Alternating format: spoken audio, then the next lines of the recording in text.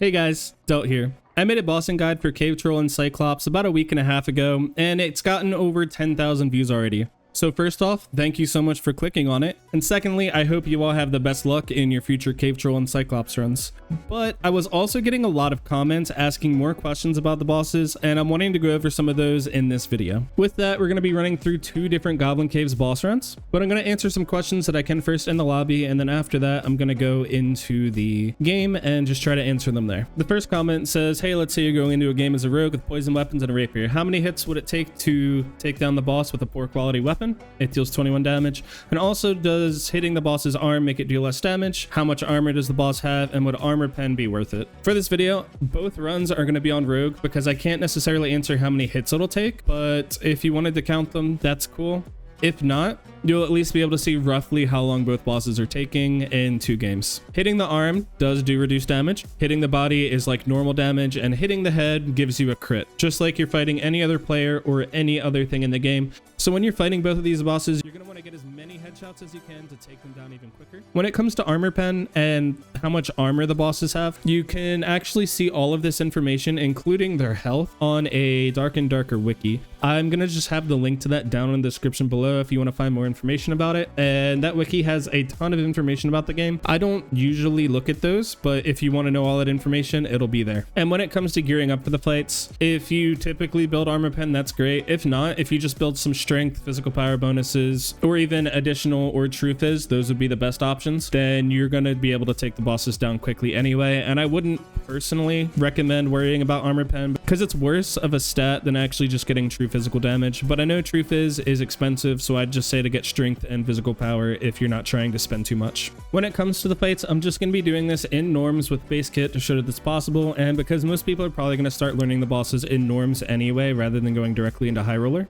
And my rogue, I haven't played too much yet, so at the time of recording these 2 games, I started at level 9. With that, I went with poison weapons because it's one of the best perks for rogue to have when fighting bosses. You're just stacking up damage and it adds up over time, and the bosses take a while to fight, so this is a great perk to have. And then I'm also going to be running back attack as my only other perk because it really helps you fight Cyclops during the rockfall phase. Majority of the time, if you want to be as safe as possible, you're going to be fighting Cyclops from behind him during that phase, and that just gives an extra 30% damage while you're doing that. Another question that I got was, is there gold in norms or just HR? I was dumb and I answered this thinking like gold coins, money. There's actually gold ore in norms. I got 26 just from 3 games. So as long as you're able to fight both bosses and you have a little bit of time afterward, instead of looting from the gold pile, you could just get these, and they actually are worth a decent amount of money. I think I calculated out 26 is almost 2,000 gold, which isn't really the best, but I'm sure that once people start making their gold gear, this will go up a little bit, especially considering that that's 2,000 gold, not including the other things that I got. If I got a troll pelt, that's another 2,500 right there.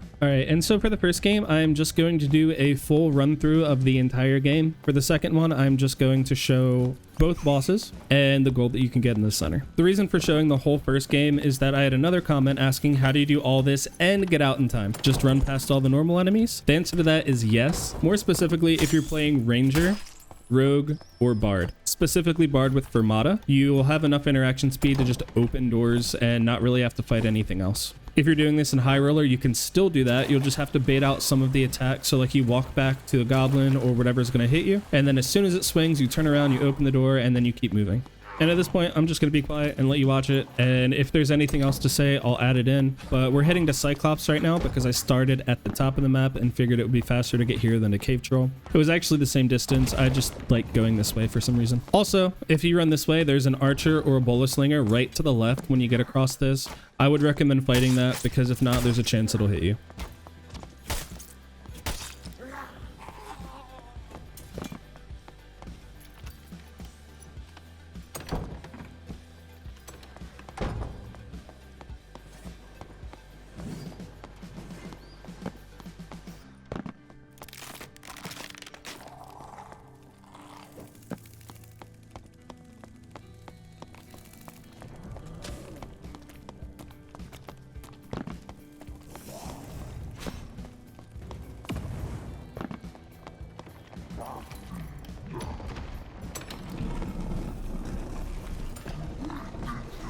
I'm sure you heard as we were walking this way, but there was a warlock fighting the Cyclops, and I was contemplating if I wanted to fight him, but I also felt bad and didn't want to take it away if he was trying to learn it.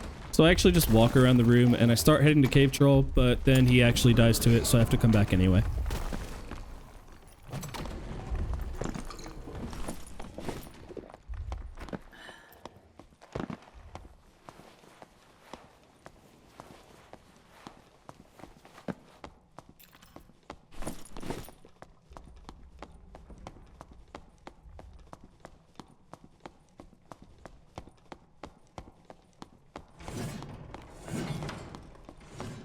And he actually died to Cyclops right now, and so we're just gonna turn around and go take him down.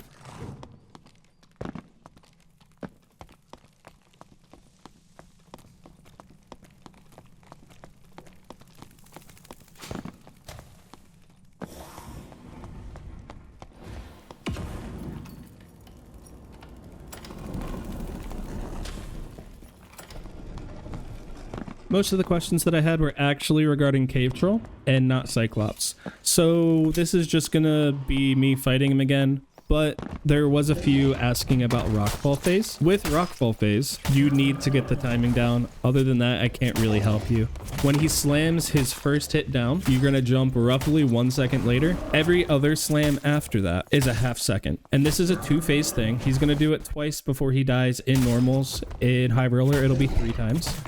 Every time he starts it, the first slam is going to be 1 second later. Every other one is about a half a second. If you do get hit a few times, as long as you brought some heals, you should be fine. Just make sure you keep circling around him and heal up in between attacks, and everything's going to be okay.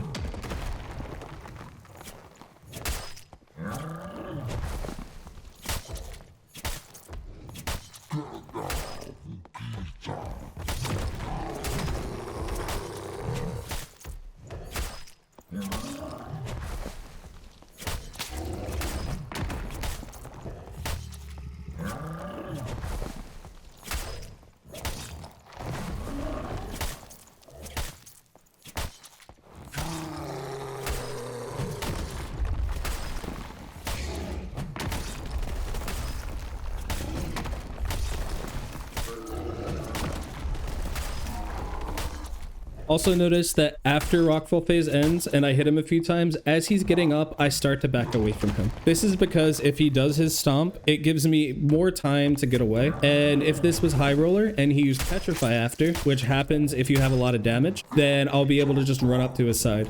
Stop attacking for like 2 or 3 seconds and just figure out what he's doing, and then you should be able to react in time.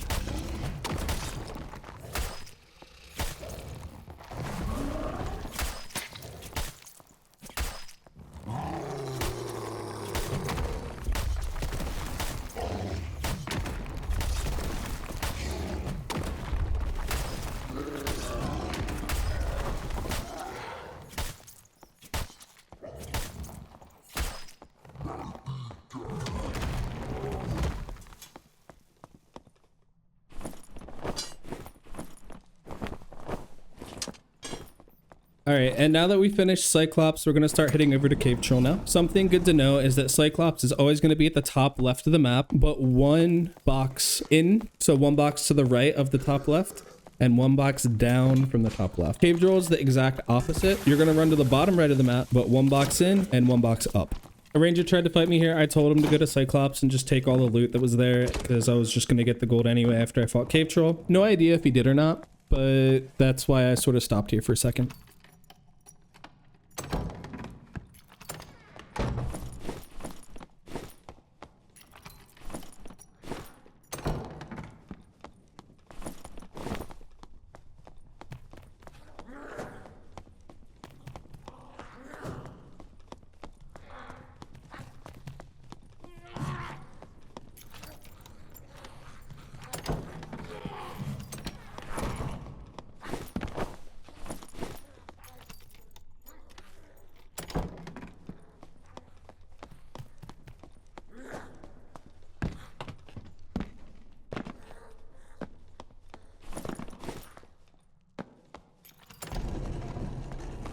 And Cave Troll was loaded with a ton of questions. And the best answer for all of them is spacing. If you get too far from Cave Troll, he's going to scream at you. And the only way that you can counteract if he starts to scream at you is to run to his side. If you get hit, you can put your weapon away, look left or right, and press A or D to go away from him. Don't press S, because if you press S, you're losing about 50 move speed. A or D is better because you're not losing any move speed. Typically, he should stop his swing before it hits you. I've had times where it doesn't, so I jump anyway to be safe, but typically he should just stop his swing before he hits you. The other questions were regarding his combo attacks. He only combos off of his side swing, and that only happens if you were too close to him. So what you need to do is wait a couple seconds, basically just wait for like his body to reset to its normal position, and then you can go in and swing at his arm twice. If you don't, he has two different attacks he could do, and sometimes it combos twice, sometimes it combos 3 times. The first one is a side swing across his body that is your head height. I know that he did this side swing either in this fight or the other one. I don't remember which one for sure, but when he does it, you're just gonna duck, look down, and keep circling around him. It won't hit you, and you'll be completely fine. If he does his slam as the follow-up, that one's a little more difficult. If you see it coming, you can just keep moving, and most of the time it won't hit you. You might get hit by splash damage, but it won't kill you. The biggest tip that I could give you for any of these is just try to not let them happen. Wait a couple seconds after his side swing, and then go in. You will never see the combo attack then. I think it just happened in one of these fights because I was sort of in a corner and it was a really awkward position, but it worked out completely fine.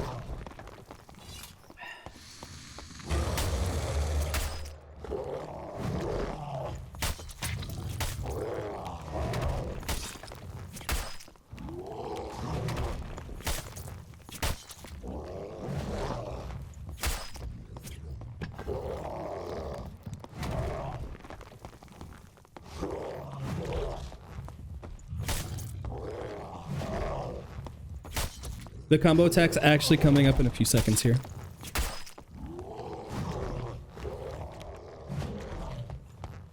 And because I didn't want that to happen again, I was actually trying to pull him back here. How you do that is you stay close enough to where he doesn't scream at you, and you let him swing. You get close enough to where he doesn't scream at you, and you let him swing. And you could do that as many times as you want. I could have pulled him to the center of the room, but I was also trying to be a little quick so I can get as much gold as I could. And so I think I only let him do it twice or 3 times. But if you don't want him in the corner, this is how you do it.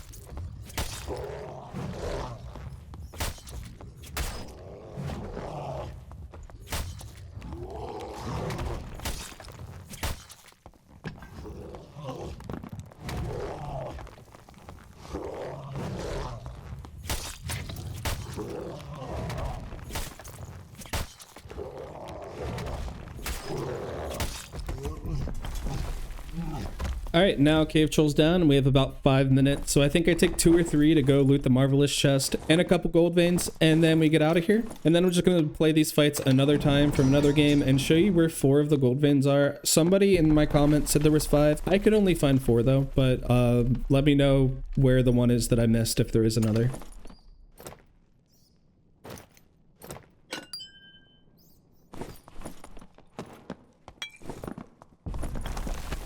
All right, and since we're just going to play these fights again, I'm going to let them play through, and I'm just going to do my outro now. So if this helped you, please just give the video a like or a comment, or consider subscribing to the channel. All 3 of those 3 things help, and I really appreciate each and every one of you who do it. I'm also planning to start live streaming on Twitch in the next couple weeks. So if you're wanting to keep up to date with that and up to date with me, I'm going to have my community Discord linked in the description below. Feel free to click that, come by and say hey. We also have a decent amount of people who play games and group up, and if you're wanting to get into a group and not just play solo all the time, that's a good place to do it. I'm gonna have some other videos coming out next week with some trio gameplay where we actually fight the Crypts bosses. So yeah, as always, I hope this helps, and I hope to see y'all next time, or come say hi in the Discord and have a chat.